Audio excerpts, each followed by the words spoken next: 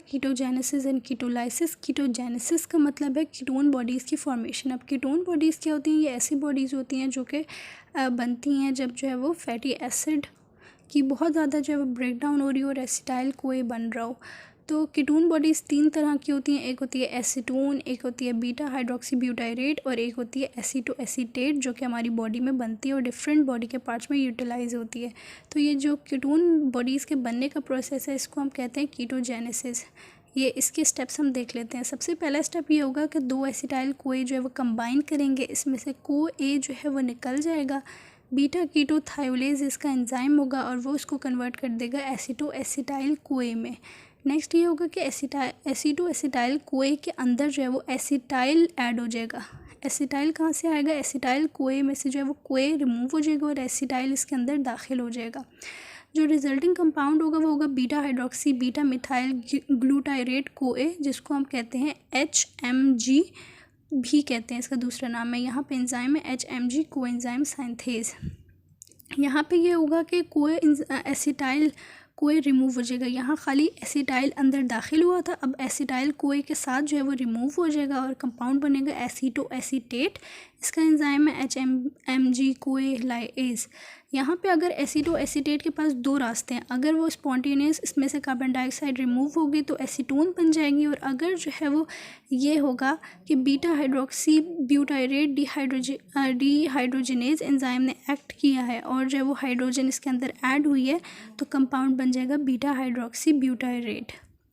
यहाँ पे फिर दूसरी है कीटोलाइसिस। कीटोलाइसिस का मतलब है कीटोन बॉडीज़ का टूटना। तो ये तब होगा जब जो है वो ग्लूकोज अवेलेबल नहीं होगा, तो कीटोलाइसिस होगा, यानी कीटोन बॉडीज़ टूटेंगी फॉर द एनर्जी। यहाँ पे जो है वो ये होगा, अगर इसी साइकिल को उल्टा ले जाएं तो हमारे पास कीटोलाइसिस होगी। यहाँ पे कीटोन बॉडीज़ बन रही थी और यहाँ पे कीटोन बॉडीज़ टूटेंगे। तो बीटा हाइड्रोक्सी ब्यूटाइरेट से बैक अगर हम जाएं तो NAD रिसीव करेगा हाइड्रोजन आइंस, यहाँ पे ऑक्सीडेशन होगी। Beta hydroxy butyrate dehydrogenase enzyme होगा और वो कंपाउंड बना देगा एसीटो एसीटेट। नाउ यहाँ सक्सिनाइल कोए में से सक्सिनाइल इसके अंदर दाखिल हो जाएगा। थायोफॉरेज इसका एंजाइम होगा और कंपाउंड बनेगा aceto acetyl CoA. Aceto acetyl CoA के अंदर जो है वो कोए फिर दाखिल होगा। थायोलेज इसका एंजाइम होगा और 2 एसिटाइल कोए और एसिटाइल कोए रिमूव हो जाएंगे। यानी जो हमारे पास कीटोन बॉडी थी उसको दोबारा तोड़ के एसिटाइल कोए और एसिटाइल कोए बना लिया।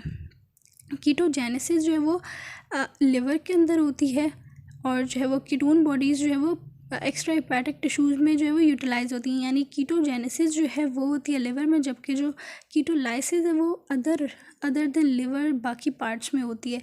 लिवर में नहीं होती क्योंकि लिवर के अंदर थायोफॉरेज एंजाइम नहीं होता जो इसको ब्रेक करता है, और ये रेड ब्लड सेल्स में भी जो है वो नहीं होती कीटोलाइसिस।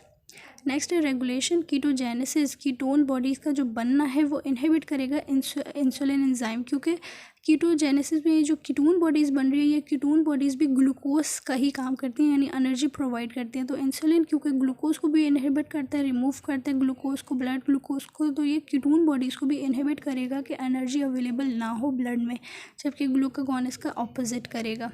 यहाँ भी इसी तरह है कि कीटोलाइसिस को जो है वो इंसुलिन वो करेगा, प्रमोट करेगा, जबकि ग्लूकागॉन इनहिबिट करेगा।